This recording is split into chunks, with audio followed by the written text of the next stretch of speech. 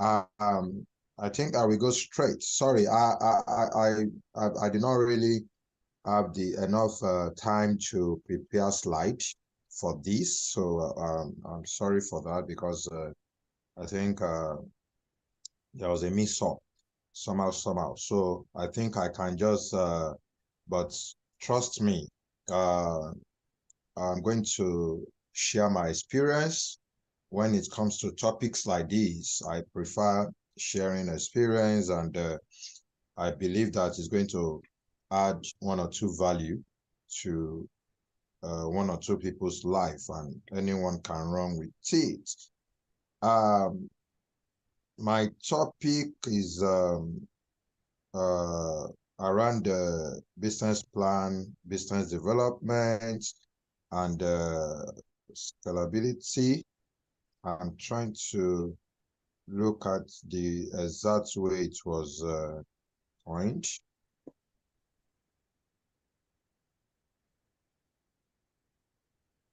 First and foremost, I want to say that what is business? Let me start from that. What is business? Business comes from the word busyness. That word busy. Something that you can act upon, or you engage yourself with. We can look at it from this direction. Government itself is a business. Private sector is a business. Any form of activities that human beings wake up in the morning, just like what we are doing here now, is a business of the day, so it's a business activities. So business is not necessarily it's not necessarily transactional. So business can be categorized into two forms. It can be transactional, it can also be non-transactional. So it's not every time that business has to be transactional. So because so many times there is always this misconception around whereby people will feel that, oh, it's something you exchange money, that you are now doing business. No, you can exchange value, which is non-transactional, and you are still doing business, because business can help you to enhance or deepen or foster relationship that you cannot even quantify. Even marriage, a couple, two spouses, or maybe a male and a female coming together to get married, agreeing to get married, is business. As long as anything that you are doing, look at my divination at the beginning, anything that you are acting on or you are engaging with, that is what you call a business. So it can be transactional, it can be non-transactional. I always like most of the time to look at the non-transactional part first before I move into the transactional part, because if you understand the non-transactional aspect very well, it can help you easily without stressing yourself on marketing. I will give you an instance. Somebody this morning reached out to me on WhatsApp. He just said, good morning, I follow you on your Instagram and you're having a good Instagram. I don't know him. He did not even mention his name, but just quickly, the hook, that word called hook, is very, very important. I follow you on your Instagram and I love what you are doing. I am a video editor, and I can help you. And immediately I saw that video editor, of course, I have a video editor, but 2 or 3 more is not bad, right? So I responded to his chat. I said, oh, great. So what do you do? He said, I edit video and whatever, But look at what he did afterwards. He said, can you send your logo, your company logo, and I can quickly make 1 or 2 free videos for you. You understand? It's different from the person that said, oh, I don't know you and you've not seen me before, I don't know, and you just said, I am a video editor. If you can pay maybe 10,000 naira or 20,000 naira, I can do a video for you. What is so harmful in sending one or two profile or doing one or two free samples for someone before you now monetize it, before you now make it transactional. There's nothing harmful in that. You know, it's just for you to first build out your non-transactional relationship with that person. So immediately the person sees one or two videos and he says that they are fantastic, they are good. The person can even be the one to quickly reach out to you and say, oh, can you send me your budget, your proposal, or your schedule of how if you do 5 videos, if you do whatsoever, or you can even set up a meeting for presentation. So all these areas are very, very important when you are talking about business. They are very, very key. So we must understand the role that we play as a business owner. Like I do tell people, business do not drive people. People drive business. No matter the business you are into, know that business do not drive you. You are the one, maybe yourself and your team are the one that is going to drive business.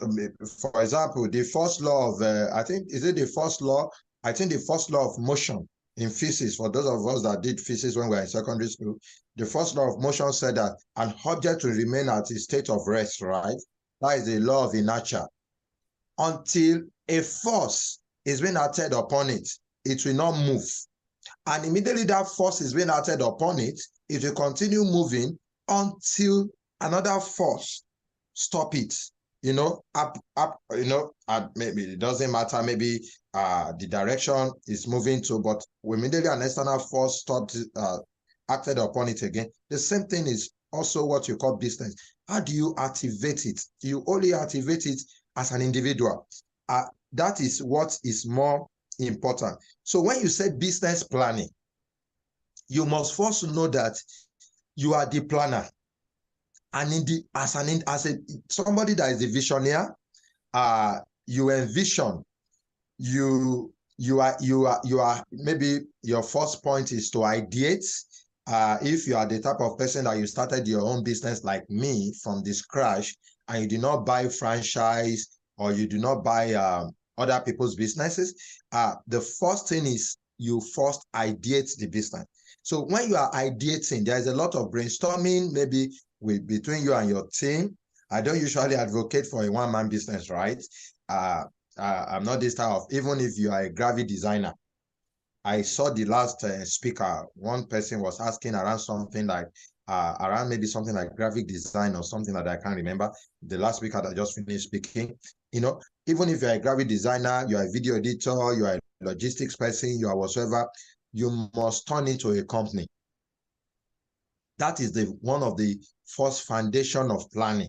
How do I turn my business idea into a company? And immediately you start thinking of a company, what do you start thinking of? You start thinking of bringing 1 or 2, 3 people by your side to share the vision with them, to create an impression in their mind that we can come together, we can foster efforts, and we can do this thing together. That is very, very important. And you won't believe how much inspiration, how much engagement, how much activations that will come from coming together as a team. So it's very important that when you are even drafting your business plan or you are curating your business plan, you must ensure that you are not the only one doing it. You must build at least one person must join you. So I don't advocate for a one-man business. One-man business don't raise grants. One-man business don't raise funds. It's not likely. You know, banks even respect people that when you go to bank and you want to take a loan and you are a company, at least even if you are not a limited, you must be an enterprise. You must register with Corporate Affairs Commission as an enterprise. And you must indicate that you have at least another partner, even if that partner is your marketer, is your salesperson, or your business development officer, or your business development executive, or your operation manager, or your tech development officer. no matter what, at least one person, and you can go beyond more than one as you build. Planning comes from the people. Business don't plan itself. If you leave the business to roll by itself, it's just like someone that opens a shop and is not opening that shop, it's not sitting there down there, it's not printing out flyers, it's not telling people that maybe the person is a fashion designer, for instance. It's not telling people that I'm a fashion designer, I can do this, I can do that. Automatically, what happens next? You can say it. We all know what happens next. The business will be redundant. The business will be moribund. The business will go into a state of comatose. It will be very inactive. It's as like somebody saying the business is a dead business. You understand? So planning comes from you as an individual. Don't leave your business to chances. That is one thing that I will first say. Number two, I talked about ideation. When you are starting up your business or you are building a business, it starts first from idea. You must subject this idea to at least two indicators. Number one, you must subject it to validation. You must validate it. And that is why I will recommend, as a business owner, if you have not read this book, go and get it by, Eric Ries? Eric Ries, that wrote Lean Startup. He talked a lot about lean methodology in business. He talks about MVP, minimum viable products. So you must first create, even before you validate, I think validation should be the second indicator.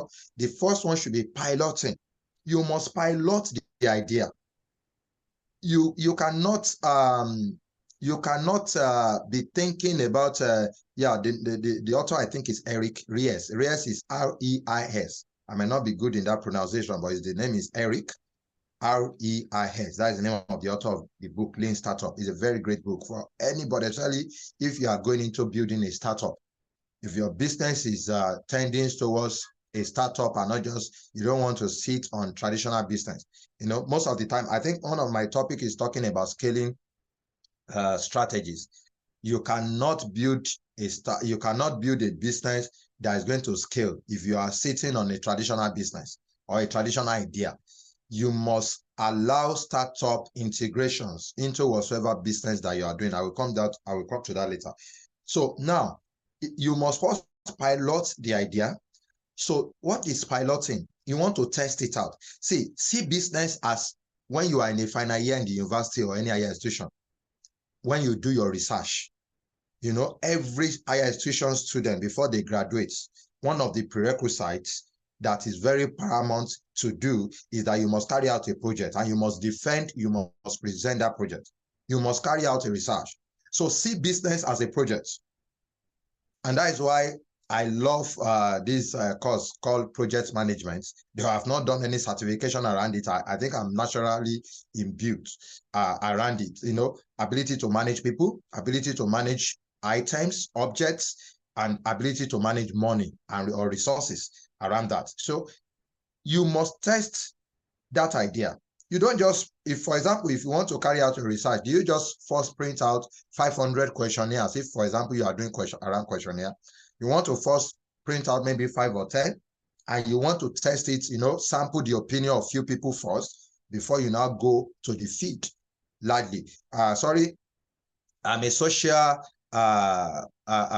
scientist. So if I'm using questionnaire, just related to maybe if you have done something around lab research or experiment or field experiment, but I have I think I am a social scientist, and I'm a PhD candidate around that. So I do a lot around projects, and I see business itself as a project. You get it right now. Now, when you are testing the idea, you start getting what? Feedbacks. Few people that you are testing the idea with will start giving you feedback, and that feedback will help you to tweak that idea to be better. So feedback mechanism is very important in business planning. Many people jump this, and what they do is that, do you know what many people would always do? Is that they just go and sit down, they go and copy one, they go to Google, they go and copy one business plan online relating to their business. Maybe that business plan was written by somebody in Japan, and he tailored the business plan to his own country or community in Japan. And you just say somebody, because they want to raise funds or because they want to establish a business in Nigeria or in Lagos or in Ibadan or Enugu or Kano, what they just do is that they will now tweak that business plan they have seen online. It doesn't work. That's not what you call business planning. Even I've had people like Bezos of Amazon and somebody like Jack Ma of Alibaba that have said that bullshit business plan. What you need is strategic business planning. And how do you get it right? Is by going out there to go and test that business idea. Don't forget, I'm talking about two indicators. I talked about piloting, by testing your business idea. When people start giving you feedback, it can just be 5 to 10, 15 people. And do not limit yourself around family and friends alone, because family and friends are going to be emotional. They're going to be biased. They will tell you that this business idea is beautiful just because they don't want to offend you. Don't limit it to your church or mosque or traditional members alone. Go out there and meet strangers, total strangers that they don't know you, that can give you honest feedback. That is one great way to plan your business. Feedback mechanism is very, very important. If you don't remember anything in this, my conversation, please remember feedback mechanism. If you are not getting feedback from your target audience, from your leads, from strangers, conversion will be very, very difficult. So it will be very, very difficult to turn that business to become what? Transactional. You know, business planning is just like the non-transactional aspect of the business. And that's why I started with the two types of business the other time, transactional and non-transactional. It's very, very important. So after testing the opinion of people, you now come back again to sit down with your team and you now tweak. You will now, sometimes you can even pivot. I want to believe that many of us know these keywords by now: piloting, pivoting. You cannot scale without first piloting. An aeroplane cannot move in the air without first moving on the ground. You cannot scale without piloting. There is nothing like scalability without piloting. So sometimes when you pilot and you come back after your feedback, you've gotten feedback, you can now sit down to pivot, tweak the business idea. Oh, for example, maybe I'm into logistics, and what I want to do before is goods delivery, doorstep delivery. Let me give an instance. When we started Agro Marketplace Nigeria Limited in 2012, 2013, and our whole idea was to be one of the very few Nigerians to launch agricultural e-commerce platform in Nigeria, even one of it, maybe one of the few in Africa, when we started Agro Marketplace Nigeria Limited. So immediately we launched a brand under Agro Marketplace Nigeria Limited called Agro Merchants. Agro Merchants, I think that was when I was doing my master's degree in the university. And I quickly want to miss, I study agriculture and courses around agriculture. Of course, later I now started studying something around the communication, economics, and extension, communication technology, and everything like that. But I wanted to do like, how can we integrate technology into agriculture? Agriculture is meant to be very, as the belief system of people about agriculture is that our farmers are poor, agriculture is crude, and whatever. So I want to make it I want to make agriculture to be very fanciful and beautify it. And of course, technology is an enabler. It's not a business itself, right? So how do we integrate technology into agriculture? So we launched our e-commerce platform, and we quickly said we want to be doing doorstep delivery. That is our USP, unique selling proposition.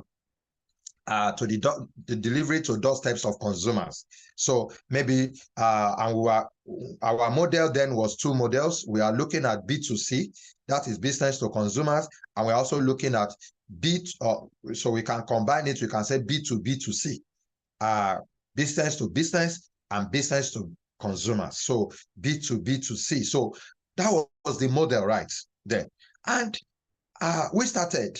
And luckily for us, we were able to first raise our first grants. We raised our first grant of $3,000 at, is it 20, as at 2014?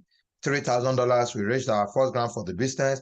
And luckily afterwards, we raised our second grant, which is the Tony Lumelu grant, which is the $5,000. Then, you know, sorry, please, can you hear me? Can you still hear me? Am I communicating?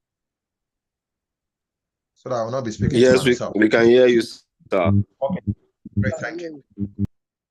We raised our second grant quickly from Tony Lumelu Foundation, this entrepreneurship, was over $5,000. You know, so we are moving towards, like, as of that year, moving towards $10,000, $15,000. You know, we started getting, you know, it's quite innovative as at that point. You know, e-commerce, trying to deliver food stuff, agricultural produce, farm fresh produce, you know.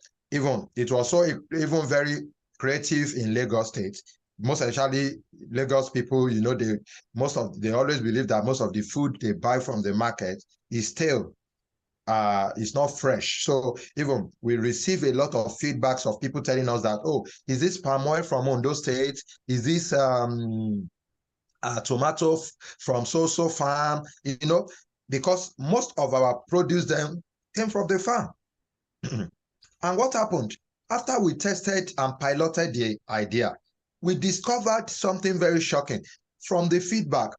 And how do I got that idea?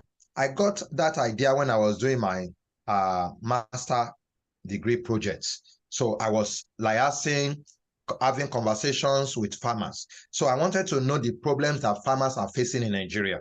So I spoke with hundreds and thousands of them. You know, so because initially I thought that maybe probably funding is the only problem of these farmers, most especially the small scale farmers. And you know, 95% of the farmers we have in Nigeria are small scale. So I thought funding is the only major challenge. So when I started interacting with them and I started noticing that markets is one of their biggest problems, you know. And what do I do next? I created a marketplace, right? And I call it an e-marketplace, which is the e-commerce. But I noticed something very shocking. I noticed that when we have received a lot of orders to be delivered to the doorstep of people, maybe somebody wants his orders to be delivered to him on Tuesday, another person wants an order to be delivered to her on Thursday, whatsoever. We noticed that the process of getting this produce from the farm to the city is even another big challenge. Why? Because of the rural roads, the bad roads connecting this market to the farms. You know, I could remember that place we always get our plantain from. We got our plantain from a rural place in Idonre, you know, at Idonre, Ondo State. You know, we wanted to connect the rural communities to the urban market, right? That was the idea, very lofty on paper, connecting the rural farms to the urban markets, very lofty on paper. So if you are somebody that is a business planner on paper, you will always make 10 billion naira in 1 year on paper. But immediately you start experimenting, testing, piloting that idea, you will now start facing, it's either you face the reality or the reality start facing you. Your brain will start tweaking to see the facts and not the lies or the myths or those beautiful stories that you have told yourself to inspire yourself with, or those things that you have in the book. You know, and luckily, I'm a practical person. I'm not a theoretical person. So I don't believe in sitting down for hours coining words. So I want to do it practically, because when you do it practically, it will enable you to coin your words practically. And we started having challenges. And what do? Immediately we pivoted. We pivoted within 1 year from fresh farm produce to agricultural commodities. We stopped anything that is perishable, and we move immediately to non-perishable. So even if it will take us 1 week to bring up those produce from the farm, because before we take our plantain from Ondo State to Lagos State, bike will first bring those plantains out from the rural area in Idori, or maybe in Dada, or those local areas in where we are getting, or at Ileoluji and all those things, even some interior part of Kitty. Before we get those things out and before they get to Lagos, we discover that those plantains have started getting perished.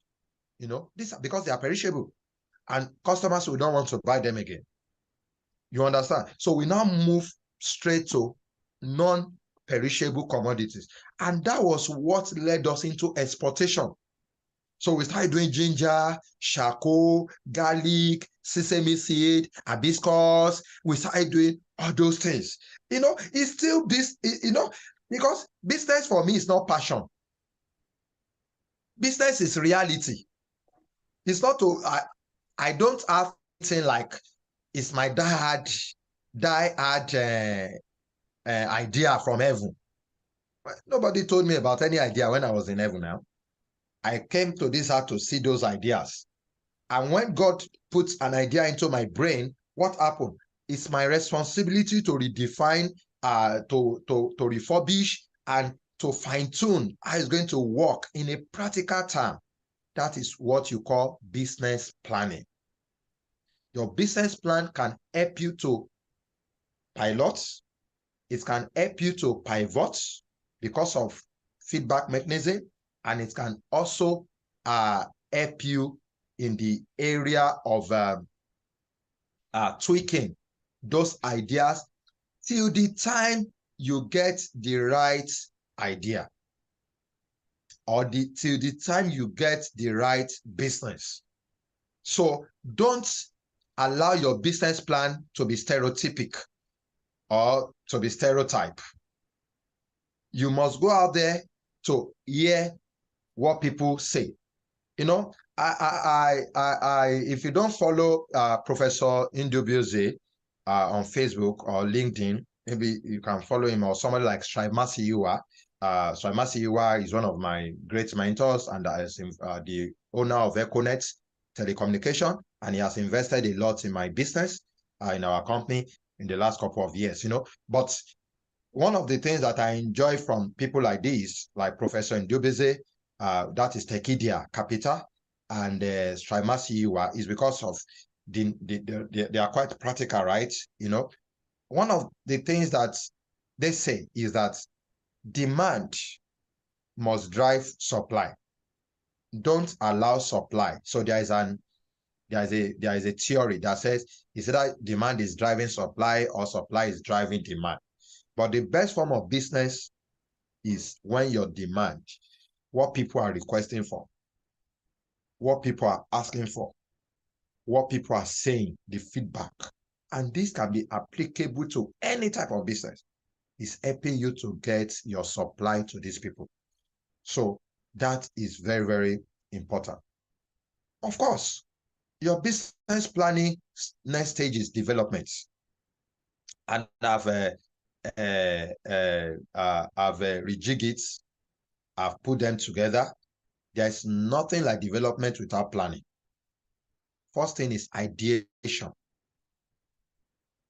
In your ideation, you must take some indicators, and I've mentioned some of these indicators, and you must move to development.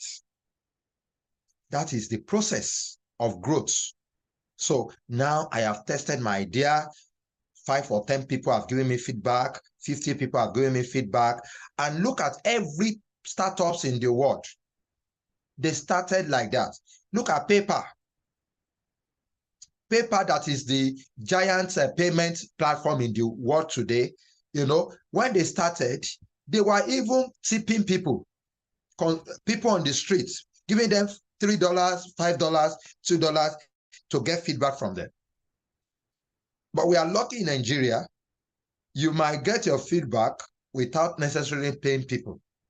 Just take your idea out there, and immediately after that, you've gotten your feedback. What next? You start building business, real business. And in the process of building business, please take these 5 P's, are very, very important. Strive Masiwa talk about 3P, but I added 2 to it, and I call it 5P. Number 1, people. People are very, very, very important. Even people, they are the most important in building business. There's nothing like technology without people. There's nothing like business without people. And the people I'm talking about here is not only your customers. The people start from your team members, your employees, your staff. The people start from your developers. Every layer that you need people or you need someone, you have people in that layer. So you move from your team members to your employees, from your employees to your consumers or your customers, from your customers to what? To your competitors. You have to study what your competitors are doing in the process of developing your business. Even that should have even go in the line of business planning. So that when you want to write your business plan, you know, let me quickly talk about this. Let me go back to that business plan first before I now structure that business development. You know, when you want to write, when you have done all these things, you now sit down, you write a business plan. After you have gotten your feedback and you have shaped your business to what you want the business to do, you don't guess work when you are writing your business plan. You write your business plan as an authority that you've understood. You've carried out your research, you've tested the idea, you've piloted the idea, and you've even pivoted if it is necessary based on feedback mechanism. Now, you want to do, you want to now write your business plan. And your business plan does not necessarily need to be 50 pages. You can just follow some simple formats. Some people have brought the idea of, you know, when you want to develop your minimum viable products, some people have brought the idea of, is it BMC now? Business canvas. Is it BMC? Is it business model canvas? Yes. Business model canvas. You can download business model canvas on Google. You will see how it is being structured. It will talk about your competitive advantage, your analysis. It will talk about your price. It will talk about your model. So you can download business model, because this topic sometimes can take a lot of hours to teach. So you can download business model canvas. Please don't write an extensive business plan without first writing your business model canvas. Even that is a new initiative now. It has been going on for the past 5-6 years when business model canvas was initiated. So first, business model canvas is a summary of your business plan. So after you have done your business model canvas, you can now go into your proper business plan. So in your business plan, the first thing you have to put, you know, if you have done that before, is your executive summary. And now you can now be going into your problem statement, your solution, your mission statement, your vision for that business, your SWOT analysis, that is your strengths, your weakness, opportunities and strength and threats in that business, that you want to go into, your SWOT analysis. You can now go into your competitive analysis to now talk about your unique selling propositions compared to your competitors. You must mention some of your competitors. Don't say your business don't have competitors. It's a lie. Your business can either have it. Planning must be thorough, because if your planning is not thorough, your development will be shaky. Your business can either have direct or indirect competitors. I hope many of the audience listening are comprehending. I'm taking a lot of things at the same time, because business planning, development, and scalability is something that is the baseline. You can't talk about any form of operations or technology of business if you don't get these three words right. So I want to take as many things that comes to my head as fast as possible. You can't talk about business operation or business development when you don't sit down to analyze your competitors. So your competitors can either be direct or indirect competitors. So even if you don't have direct competitors, you have indirect competitors. Even one of your indirect competitors can be rain. One of your indirect competitors can be traffic. Maybe you are doing doorstep delivery and you are using vehicle, and your competitors are already using a bike or bicycle. You can see some of this in Lagos now. Some people are using bicycle now to deliver. So speed. So if you are in the mobility space, for an instance, even if you don't have a direct competitor, you will have indirect competitor. If rain fall, somebody that is using bicycle or motorcycle will face a lot of challenge compared to the person that is using a car. So it will not help you to sit down. You are not just writing this thing. Writing is, this business plan is just helping your brain to start thinking very fast, very fast, very fast. So you start be thinking in a different way. Okay, so I will not do what my competitors are doing. Even though they are using bicycle, they are using motorbikes, which is faster, but our home might be a bit slower. But we are going to use car because if there is flood, if there is a heavy rain torrents or whatsoever in Lagos, or there is this, it might not make me to also deliver that product. So you want to distinct yourself. That is what your competitive analysis will help you to do. And you can now move to your business, the strategies, and the implementation, and you can move to your finance. And you can now talk a bit of your technology, your operation, and everything like that. So, and this is very helpful for those of you that will be applying for investments or grants in the next coming days or months. You know, it's very, very helpful to understand the layers of business plan. But I've given you the most important one. There are a lot of other. Operation will be there. The marketing will be there. Your target audience, you have to speak on your target audience. You have to understand who are my audience. Don't say everybody. You must talk about the demographics. And when you talk about demographics in business planning, you must talk about the age range, the gender. Are women going to patronize you more than the men? Is your product for children? Are children the consumers and their parents are going to be the customers? The difference between consumer and customer is that consumers are the people that don't necessarily pay for products, but they are the ones that consume the products, right? Like Indomie, noodles. Children, yummy, yummy, yummy. Children like those advertisements. So those companies will do advertisements that will be tailored to take into the emotion of young sharps, children. But you must also do advertisement also that will focus on their parents. The parents might not be the consumer of these noodles most of the time, but they are the one that is going to pay for it. So you must be able to understand your target audience.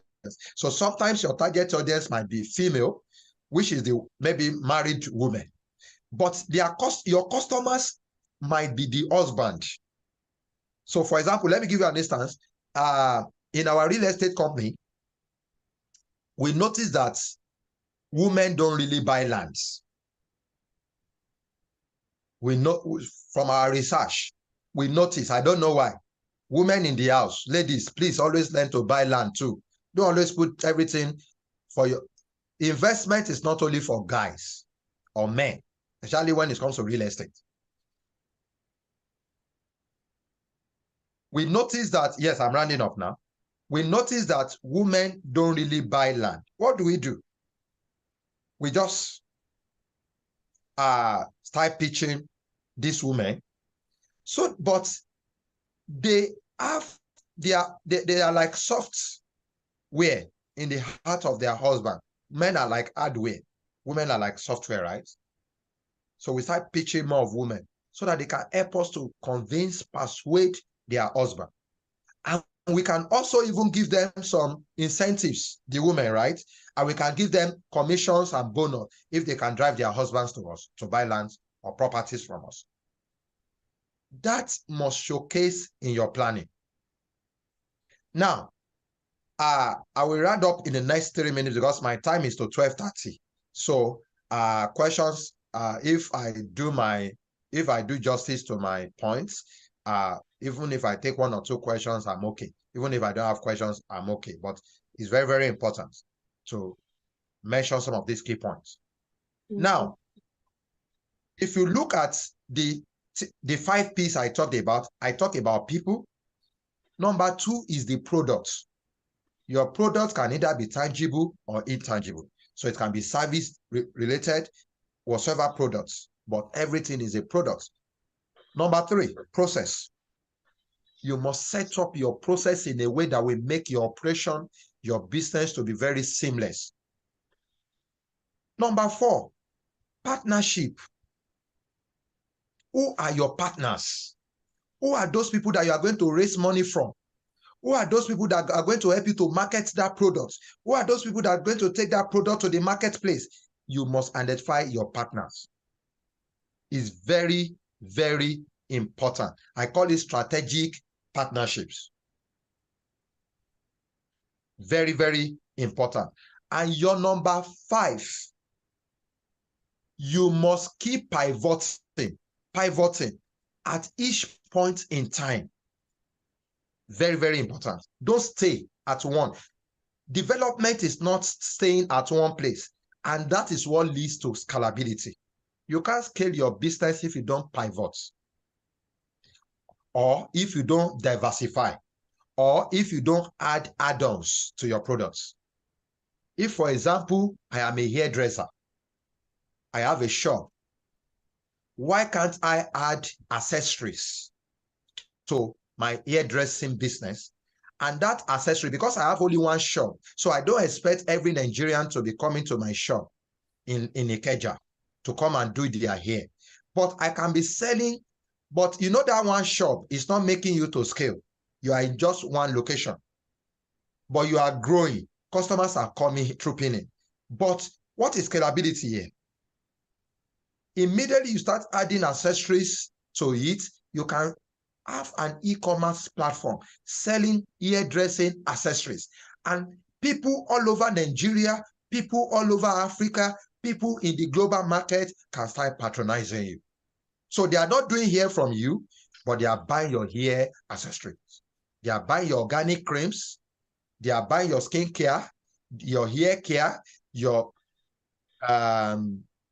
sterilizers, and everything that you are selling in your hairdressing business. If you are into logistics, you can sell car parts, equipment, and people all over the country can be buying from you. And that is what you call scalability. Your ability to be able to split or expand your business into multiple layers that more people can attract, that more people can buy or patronize you. That is what you call scalability. You can be in one location. You don't need to open branches in different states. E-commerce or your Facebook or your social media can help you to scale. So it's not necessary that it has to be physical presence. Kuda Bank, OPay, most of these fintech, they don't have branches across Nigeria, but they have customers all over Nigeria. That is scalability. And any business can be scaled, no matter the business that you are into. The best strategy to scale is be online. Build a digital platform and have products that looks like a product that you can share with people. No matter what you are doing, you must have a product that you can share with people irrespective of their location.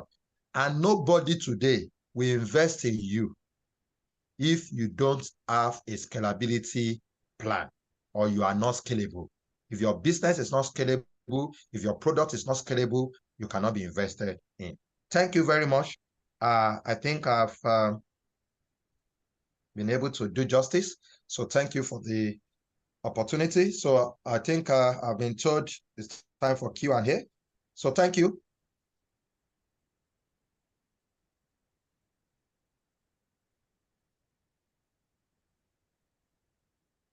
Thank you very much, sir.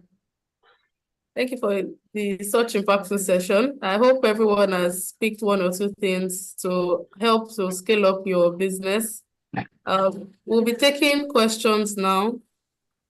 If you have questions, you can drop in the chat or mute yourself. We have just 10 minutes maximum for the questions, so I would appreciate. Okay, Abisoye, you can go ahead.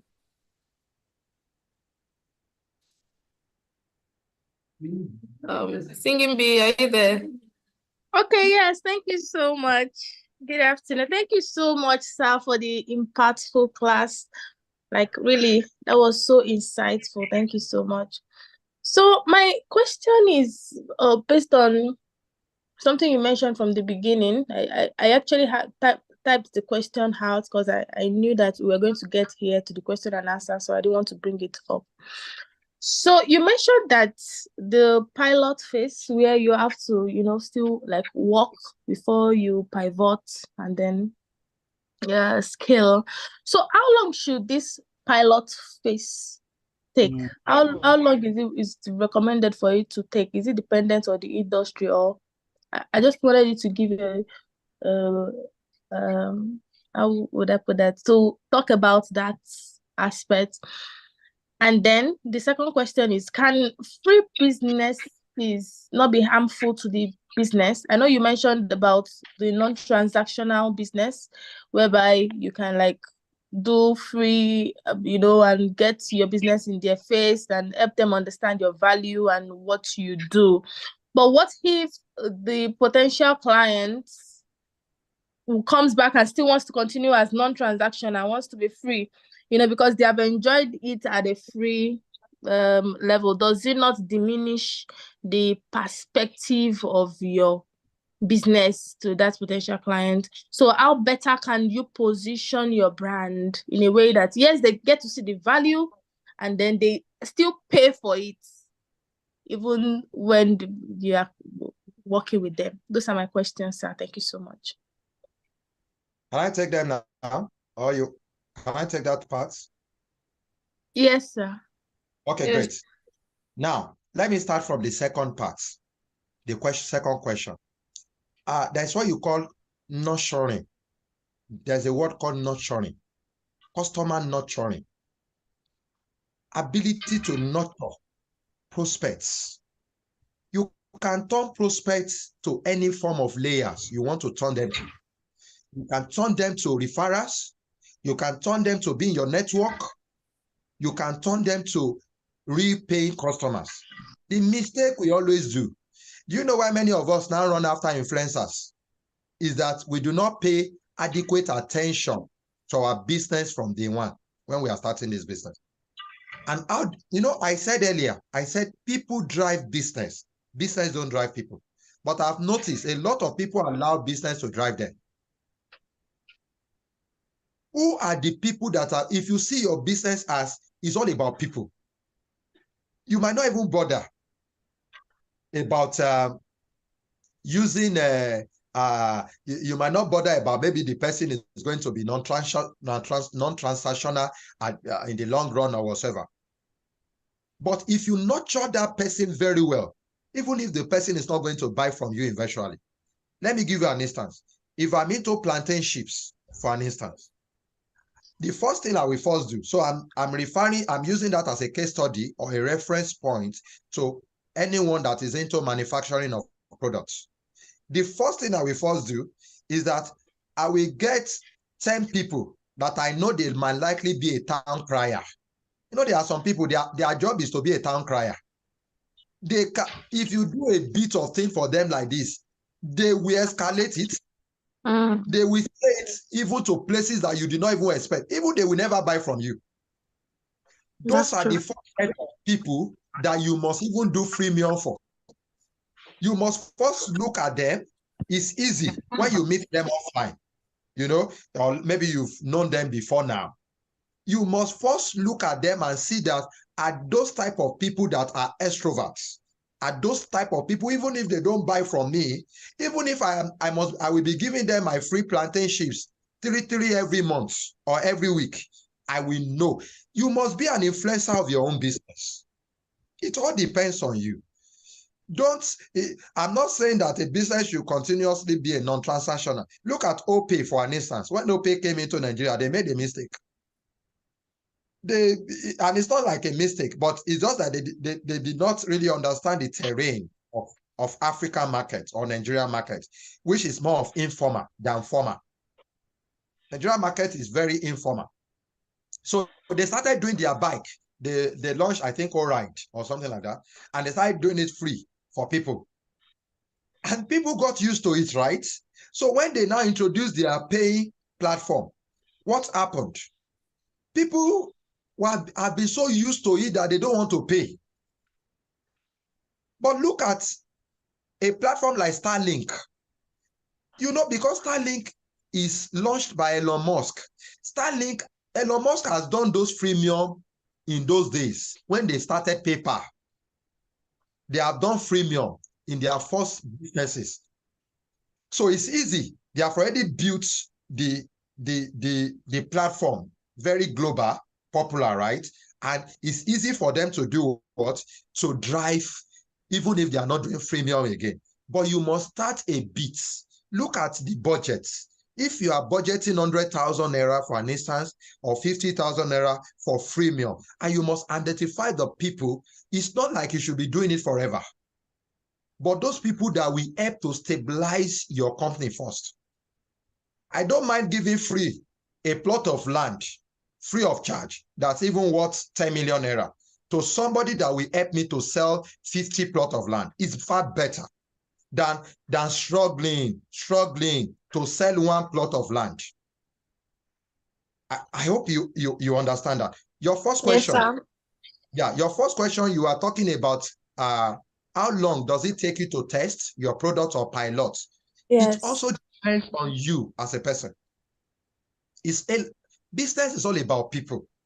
But for me, I advocate speed. I love speed a lot.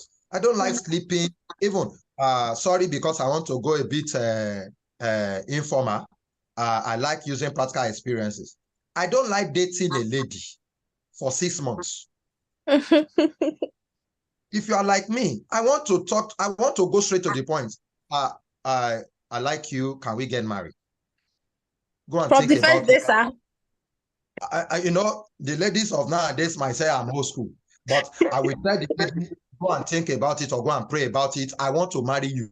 Simple. I don't have those too much of love languages. So what I want to do is that I want to hit the streets, the marketplace very fast. I want to get, if it's my business and I know it's going to give me money, it's what will make me to put food on the table of my family. What will it stop me to go to the streets immediately the same day and go and get 5-10 people when there are a lot of thousands of people roaming around the streets or around the market? So it depends on how hungry you are. It depends on how desperate to succeed you are. So if you are desperate for success, you will not sit down in your room or in front of your laptop and be planning and be planning and be planning. Some people can build a website for 2 years. They want to launch a product. They are working on websites. The website that is not going to bring the money is just a marketplace that will make people to see your product and pay you. I will not do that. A website that cannot be ready within 1 or 2 weeks is not my business. Yes, It might be differ from other people. I am raw. I am informal. Business is all about 2 things: making impact and making money. And the most important one, you can't make impact if you don't make the money. So if I cannot quickly get the customers, what idea am I talking about? What planning? Planning, development, and scalability must revolve around your customers, around people, conversion. How can you turn strangers to become leads? How can you turn leads to become customers? Thank you very much. Thank you so much, sir. That was so insightful. Thank you. Thank you. Thank you, sir. Yeah, I think that will be all for me today. Thank you so much for honoring our invitation. Thank you, sir. You're welcome. Yes. We'll be in the physical session by God's grace. Thank you very much. Yeah, you're welcome, sir. You're welcome, sir. Take care, guys. Thank you, everyone. So we'll be moving on to the Thank you, next sir. session. Thank you.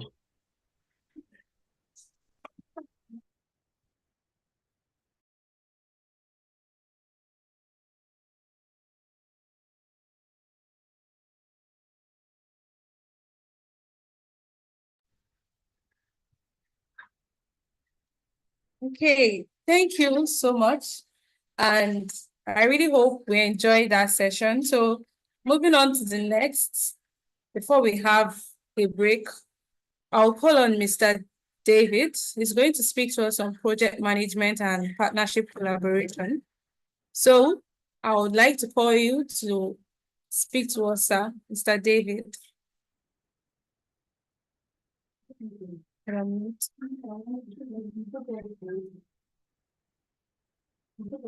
Right.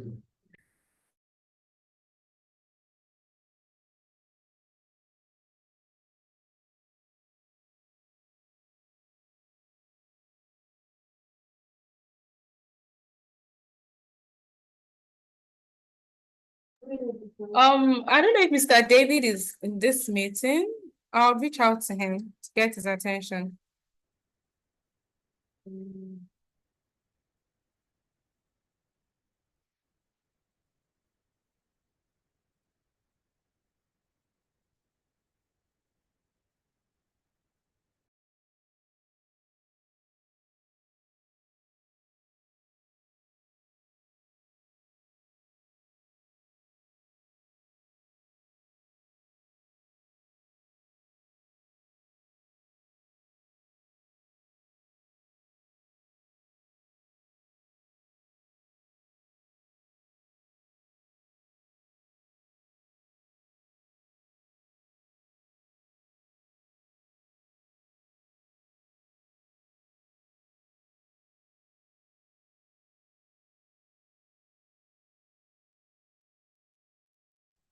Okay, so he's going to be joining us now.